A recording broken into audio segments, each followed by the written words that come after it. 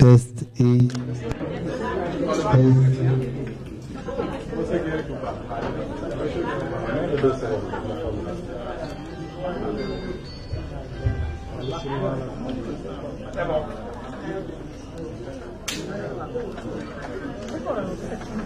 Oui, c'est bon. Mais à préciser que c'est un point de test, ce n'est pas important.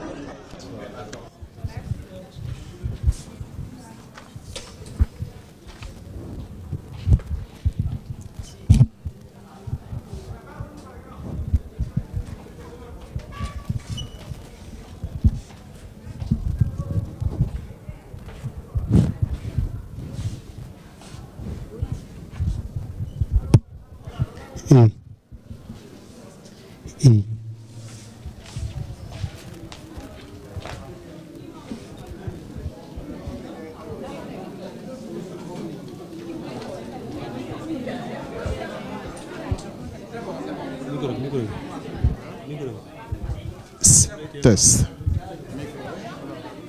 Le 24 mars 2024. Je peux? Merci beaucoup. Le 24 mars 2024, le peuple sénégalais, de manière transparente et démocratique, a fait le choix d'installer un nouveau pouvoir dans notre pays. Pour nombre de nos compatriotes, ce vote était synonyme d'un espoir de voir un changement qualitatif tant du pays que de leur vie. Mais l'on avait tôt fait d'oublier l'enfer que le nouveau pouvoir avait fait vivre à nos populations quand il était dans l'opposition.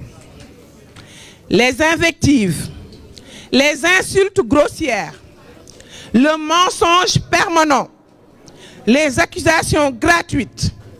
contre l'honorabilité des concitoyens, la violence sous toutes ses formes, intégrale à la limite du terrorisme physique et politique, ont été leurs favorites. C'est vrai que l'euphorie accompagnant la victoire avait poussé de nombreux Sénégalais à verser dans l'amnésie et à accepter quelques écarts dans les comportements, les choix et les décisions. Toutefois, plus de 4 mois après son événement, le nouveau pouvoir affiche son vrai visage. Après les reniements, les revirements et les dérapages en tout genre, il assume ouvertement ce qu'il est, sa profonde identité, un pouvoir dictatorial émergent. Celui-là même qui se complaît dans le déni outrancier, dans la volonté d'écraser toutes les institutions de la République, de bâillonner toutes les libertés démocratiques, de mater toutes les formes de rejet ou d'opposition à des sordides décisions. Enfin, dans sa logique de fouler du pied tout l'édifice administratif, socle de notre état de droit. Mon expérience personnelle récente en est la parfaite illustration. Mesdames, Messieurs les journalistes, parce que je suis une femme politique, engagée, assumant fièrement mon camp politique, celui de l'Alliance pour la République et de la coalition Benno Bokk Yakaar, j'ai été victime de persécutions, de harcèlement, de dénigrement mensonger et d'un acharnement politico-administratif rarement vu au Sénégal. Jugez en vous-même. En effet,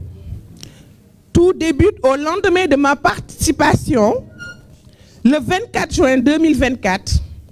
à une émission organisée par une radio de la place, je vous nommais l'ARFM, sur les 100 jours du nouveau programme. Certainement, les adeptes de la pensée unique, souhaitant une opposition de confort, avaient souffert de mes critiques tranchantes, car dès le lendemain était enclenchée une brutale opération de démolition de ma personne. C'est ainsi, le 24 juin 2024, invité à l'émission RFM Matin, après 90 jours d'exercice de pouvoir par le président Bassirou Diomaye Faye, le 25 juin, le lendemain, je reçois la lettre de la mise en demeure avec le sceau confidentiel par mon ministre. Le 26 juin 2024, je dépose la réponse de lettre accompagnée d'une lettre de démission adressée au président de la République. Je veux nommer son Excellence M. Bassirou Diomaye Faye. Le 27 juin 2024, le lendemain, n'ayant pas reçu de réponse à ma demande de démission, je suis systématiquement retiré du groupe de travail par le secrétaire général. Ce groupe est composé de l'ensemble des directeurs du ministère ainsi que même du ministre et de son cabinet. Le 18 juillet 2024,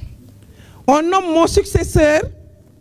et on précise poste vacant dans le communiqué même du Conseil des ministres. Le lendemain, 19 juillet 2024, le journal Yor Yor de Serigne Saliou Gueye publie un pré-rapport concernant ma gestion budgétaire entre guillemets. Le 23 juillet 2024, je reçois un coup de fil de l'agent du bureau de courrier qui voulait passer chez moi pour me remettre un courrier dont la nature n'a pas été précisée. Je lui donne un rendez-vous le lendemain car j'étais en déplacement. Et vous l'avez constaté, j'ai eu à faire des émissions ce jour-là même avec les organes de la place. Le surlendemain, je veux dire le 25 juillet 2024, je reçois un huissier de justice chez moi qui me demande le PV de passation par voie d'huissier dans les 48 heures. Le jour même, le 25 juillet 2024, je dépose le PV de passation signé avec accusé de réception que j'ai reçu du ministère. J'ai déposé le PV avec toutes les clés. Je veux nommer celle de la voiture qu'on m'avait affectée que je n'ai jamais utilisée parce que c'est une R21, les clés de mon bureau et les cartes carburant ainsi que du péage. Le 2 août 2024, je reçois la convocation de la gendarmerie de recherche de Keur Massar, me convoquant pour le 5 août. Le 5 août 2024, je suis auditionné à la gendarmerie de recherche de Keur Massar de 11h à 19h25 sur la plainte du ministère représentée par son secrétaire général, M. Gorgui Ndiaye, dont l'objet était recel de documents administratifs. Le lendemain, le 6 juin 2024, je fais une passation au ministère sur ma proposition avec un agent de ma direction qui a été nommé par arrêté le 12 juillet 2024 en présence de l'IAF et de mon avocat pour des raisons sécuritaires et de respect de mon honorabilité. Puis, je retourne à la gendarmerie et je suis entendu par le major Kandi sur le PV de passation qui a été signé sans réserve par les parties, à préciser, sans réserve. Nota bene, tous les documents estampillés confidentiels qui m'ont été envoyés par mon ministère se sont retrouvés au niveau de la presse nationale. Mesdames, Messieurs les journalistes, la reddition des comptes est une absolue nécessité dans une république et tout état de droit digne de ce nom. J'en suis une farouche partisane et il ne saurait en être autrement pour moi qui suis républicaine et démocrate.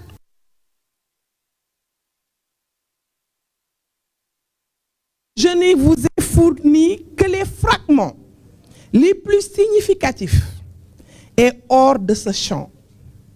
J'ai été simplement une victime. Oui, victime d'un acharnement sauvage visant à m'humilier, à me briser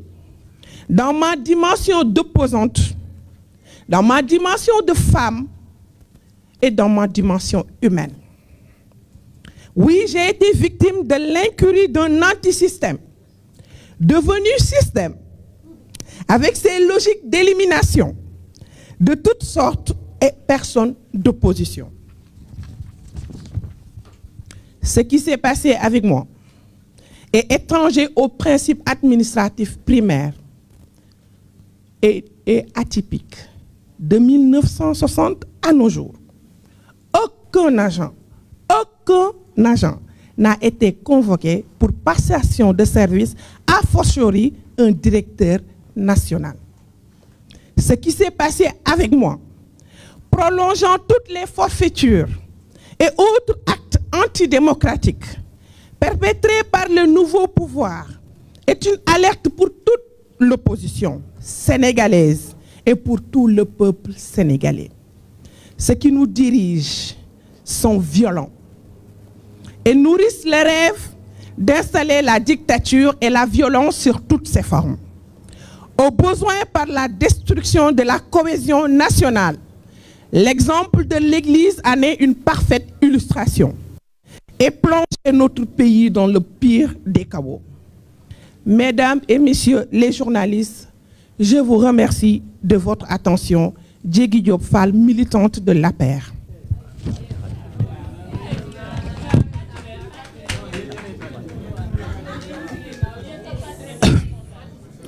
maa ngi sant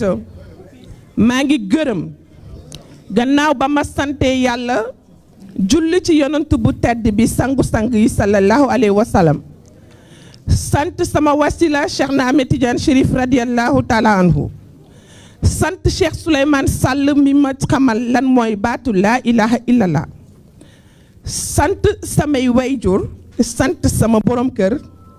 sant sama président de parti, je veux nommer son excellence monsieur le président Macky Sall. Sant samay mbokk yi toog te duñu n'importe qui ci parti bi ni ci dëkk bi. Maa ngi leen di sant yéen la presse sénégalaise. Samay partenaire ngeen te nëbbuma ko. Ragaluma leen ndax awma lu ma waxoon te waxaatuma ko. Ragaluma leen ndax ragaluma vaar. lu ma wax démb bërki démb ba may nekk ci pouvoir moom laa wax tey je défends les institutions de mon pays loolu laa gëm je défends les forces de défendre les forces de défense et de sécurité muy militaire muy gendarmerie te dama ko gëm tey laa koy gën a def ak police le 24 mars nag 2024 sénégalais yi tànn nañu tànn Bassirou Diomaye Faye ñu am loo xamante ni moom la ñu yaakaaroon ñu am espoir ñoom ñooy wax de nee nañu dañoo bëgg xeex système bi te booboog léegi nag bu ñuy point de presse sax bu Habib Sy toogee gauche Aïda Mbodj toog droite Mimi moo leen di tontul maa ngi laajte ana anti système ah boobu ba tey avant ñuy yéeg ba bi ñu yéegee saaga xaste menace wax bu ñaaw du lu ma leen sosal yéen a ngi nii maa ngi nii ñoom ñi ngi nii vaar yaa ngi nii sénégalais nag dañoo wax ni dañoo gaaw a fàtte ndax nag dañoo nekk peuple boo xamante ni dañoo nekk peuple bu xam ce que c'est une démocratie waaye tey dama leen di interpeller gannaaw saaga xaste dérapage ak reniement mooy loo fi fekk ñu jox la ko ci loxo suba soo yeewoo nga ni gannaaw Macky Sall bandangul suba soo yeewoo nga ni li ñu fi fekk suba suñu yeewoo nga wiccax loxo ni mënumaa avancer kon nag c'est aux Sénégalais de juger ñi nga xamante ni ñoo waxoon bu ñu leen joxee réew kat ñaari weer rek la ñu may nit ñi pour mën a joxe ay résultats fan lañ ci tollu bopp tey j'ai l'impression que lépp loo xamante ni dafa nekk institution sama dëkk de mi ngi ci suuf commencé ci constitution bi ci déclaration de politique générale ba ci président de la République buy def acte d'allégeance au premier ministre ba fii ñu toll ba man Diégui Diop sama situation journaliste yi man de jigéen laa bu ragalul nag góor politique laa bu ñeme fi ma jëm bokk APR nëbbuma ko di identifier woo Benno Bokk Yaakaar te rëccuwuma ko jiital président Macky Sall su ma wàccul duma ko wàcc boobu ba tey nag dégg ngeen jàppal jéegi indil jéegi yéen nag yéen laay waxal 4e pouvoir de mon pays jugez leen par vous-même raar na ci plateau yu ma taxawul fii ku am loo may waxal tegal directrice nationale la lan mooy directrice nationale koo xamante ni amul sax budget de fonctionnement bu àgg 100 millions su ma ko waxee 100 millions nag xeebal ma ko kenn mais damay wax selon les textes nekkuma directrice générale amul benn kayit buy génn muy marché muy engagement te du jaar si DAGE aw ma sax accès si 6 budget ci ministère boobu ndax am naa ci droit ndax ordonnatrice de dépense la responsable de programme la maay maa doon responsable programme économique et social et solidaire du Sénégal awuma accès si 6 budget donc lépp lu ma décider lépp lu ma def dafa am buntu ak buntaat yu muy jaar ma assumé ko nag tey jii képp koo xam ne xalaat nga ni boo ma ñooñu xalee rek li nga bëgg moom laay def nax nga sa bopp pensée unique gëmuma ko démb gëmuma ko tey reddition des comptes nag dama koo gëm dama ni ku musul gérer bu la neexee bees say loxo ni ma blanc comme neige ku musul gérer bu la neexee nga ni yële bu jug taxaw te teewul nga nekk simple fonctionnaire te pourtant boo joxee sa déclaration de patrimoine ñu gis ni ki kat millionnaire la ci ñu liggéeyul lu mat fukki at ak juróom waaye man de Jóob yële bu naa taxaw ni képp kuy organe de contrôle bu ma woo pour reddition des comptes daw ma daayu ma tukkiw ma xanaa ma am soxla doxaat ko ñëwaat Sénégal gii laa dëkk Sénégal laa bokk jàngi à l'étranger ñibbi si waat bu ma neexoon toog foofu waaye dama ni dama engagé wu pour politique te dama koy assumer. li nga xamante ne nag moo am ba des dégg naa nag lu nekk yéen ñii yéen a ko doon relayer moo tax ma woo leen yéen ñii ngeen am sama version une bonne fois pour toutes. Le 24 juin lañ ma invité RFM pour émission ma dem ba ma demee sa ëllëg sa le 25 juin tasanteeg sama chauffeur yaayam génn àdduna liggéeyuma sax ñu woo ma ni ma am nga courrier ma leen indi leen ko parce que suñu ma defee courrier confidentiel mooy c'est urgent. Courrier boobu mu nekk mise en demeure du sax demande d'explication mise en demeure pour ñu xam lan mooy administration balaa ñuy agsi ci mise en demeure fan la war a jaar ba agsi foofu. ñu ni ma da ngay def ay émission te doo tàggoo ñu ni ma da ngay absenté lu bëre te booba gisuñu ko ndax nee na absenté naa ay weer jour boobu la ko gis laaj ma explication le 25 juin le 26 juin ma tontu ndax administration laa bokk waaye ca guddi sax. Le 25 juin boobu lettre boobu ñu ma adressé woon estampillé que confidentiel ca guddi sa mi ngi ci journaliste yi ndax wax nañ ko te pourtant maa ko waroon mën a gën a wane man mi bokk opposition te ñu ñoxoon ma waaye defuma ko de lettre ba ma cee tontu dama cee tontu la ma war tontu ndax administration te sama kilifa la nag ñoom ñoo matul wala moo ko nanguwul bokk wala moo gëmeewul ni sama kilifa la waaye man dama ko nangul nii moom sama kilifa la ndax yàllaay def kilifa ma tontu ko nag respecter les règles de l'administration. booleel ko si nag démission ndax nag kenn du ma ni xoolal fii adressé démission bi au président de la république booleel ko si sax lettre de transmission le 27 juin sa ëllëg sa balaa sax ñu may tontu waaw wala déet nangul nañ la ko ou pas le secrétaire général génne ma si groupe de travail bi ñu am ñu tuddee ko CODIR boo xam ne ministre bi mi ngi si waa cabinet bi ñu ngi si kullu kuy directeur te booba ñu may génnee ci groupe bi am na directeur bu fa nekkoon bu présenté woon démission am comme man. Depuis plus d'1 mois di recevoir salaire am nekk université di fa jàngale te mi ngi ci biir le 18 juillet après loolu ñu nommé kenn ku ma remplacé jotuma benn notification dagg nañ sama salaire yàgg na ñu nommé kooku ni poste vacant le 19 juillet sa ëllëg sa laa gis journal Yoor-Yoor bu sëñ Saliou Gueye bokk may xaar mu bane kartam boobu ba tey amagul sañ-sañam man nag am naa carte APR te am naa sañ-sañ bàkkooku mu defal ma rapport pré-rapport la war a doon ndax droit loolu la santaane ku liggéey ba paay yi dañ koy defar rapport ku ne am nga droit bu ñu la falee boo ñëwee nga ni fii laa fekk yëf yi nii laa ko fekkee nee na dama jaay sama budget ba 80% wax ay waxam def ko dugal ko fa ba nit ci dajji sama photo. Le 23 juillet ma jot appel ku nekk ci biir ministère bi agent bureau courrier ni ma dama am courrier pour yow ba tey waxuma courrier lan la foo nekk ma fekk la fa ma ne mënoo ma fekk fi ma nekk ndax damay doxi sama soxla bu subaa mën nga ñëw nga indil ma courrier bi loolu le 23 la le 24 ma xaar ko gisuma ko le 25 huissier fëgg sama kër indil ma lettre ni ma ministre bi nee na nga ko indil sa PV de passation dans les 48 heures musuma jot lettre te normalement IAF moo may woo ndax def naa ñetti passation l'inspecteur moo may woo ni ma naa ko yónnee sama PV te ñooy jàpp date d'un commun accord loolu amul si huissier moo ñëw directement le 25 juillet sa ëllëg sa même jour ba laa fekk na man pare naa yàgg na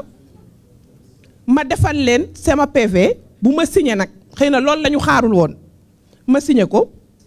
boole ci caabi yi ñu ma joxoon ak sama caabi bureau ak carte carburant ak carte péage bi jox leen ko jot accusé de réception bu administration bi mi ngi ak man le 2 août je pense que c'est une semaine après non ma jot convocation gendarmerie li may pànk yëpp nag bari histoire yëpp kenn musuma convoqué police ndax nag juriste la du ma jàll nit du ma saaga du ma wax li ma nit di xeebee ndax dama ne dama tàllal sama baat ci dëkk bii ni dama bëgg am loo xamante ni moom laay wane ci dëkk bii du ma wax luñ may xeebloo waaye day Alioune Dione ak administration ñoo ma yow woo gendarmerie ma dem wuy ji leen nag ndax ragaluma fi ma jëm le 5 août ñu déglu ma foofu de 11h à 19h25 secrétaire bi général ñëw si laa dooram di yëg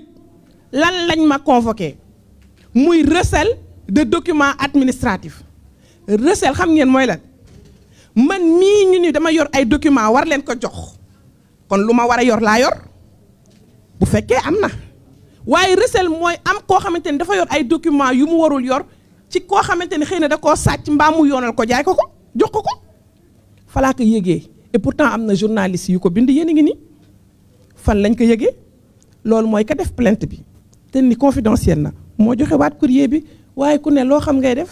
ku musul respecter administration ba lépp luñ def nga génnee ko ci mbedd bi munoo am bàmmeelu biir le lendemain le 6 août te bi ñu toogee ñu woo ko mu ñëw moom secrétaire général bi représenté ministre bi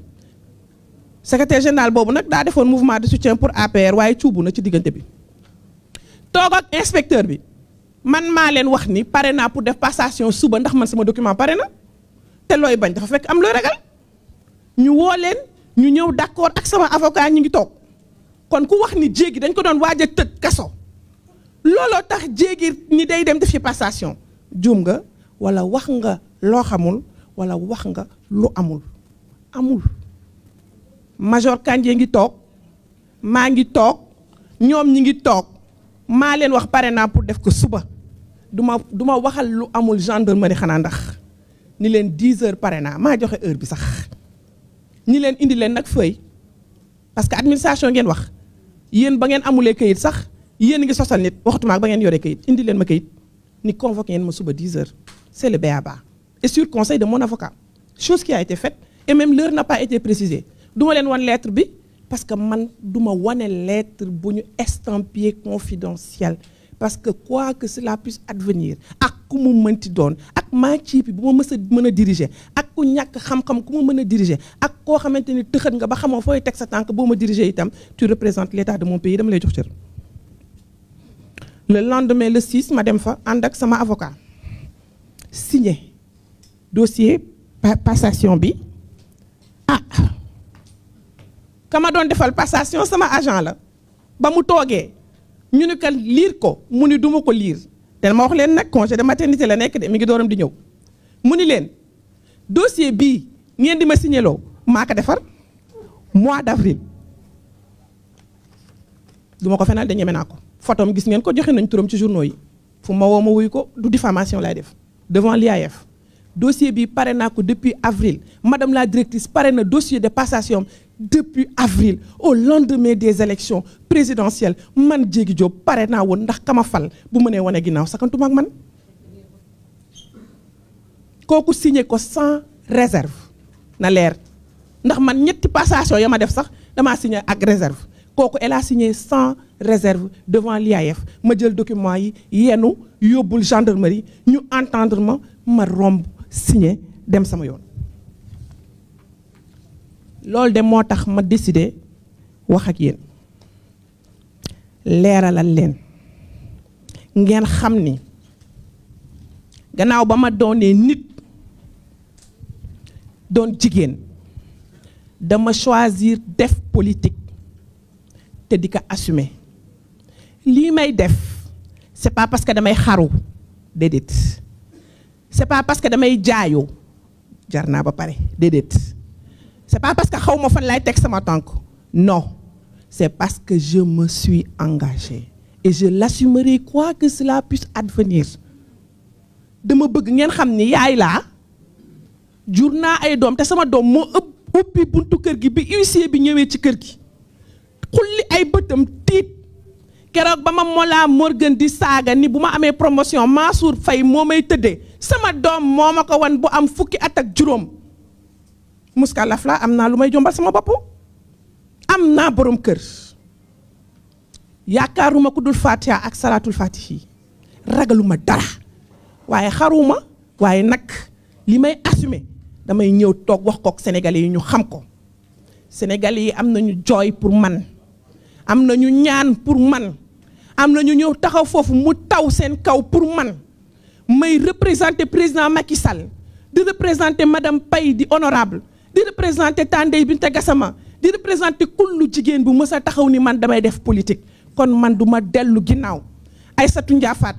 di maire parmi les maires les plus jeunes nekk maire foo xamante ni du n'importe qui la remplacer ñooñu noonu bu ma àndee ak ñoom ñuy sama nawle man de juba aw ma droit daw aw ma droit ragal aw ma droit xoqato looloo tax ma jàkkaarloog yéen du lenn du dara pour ñëpp xam ko kuy wax nag ci nit ngeen yor pouvoir bi ngeen yor muy 4e pouvoir dama leen di ñaan lépp loo xamante ni dégg ngeen ko te leeru leen soo leen ma laajee rek dinaa leen ko leeral lii moo waral ma ñëw toog fii di lancer un appel à tous les Sénégalais di leen wax politique de dafa metti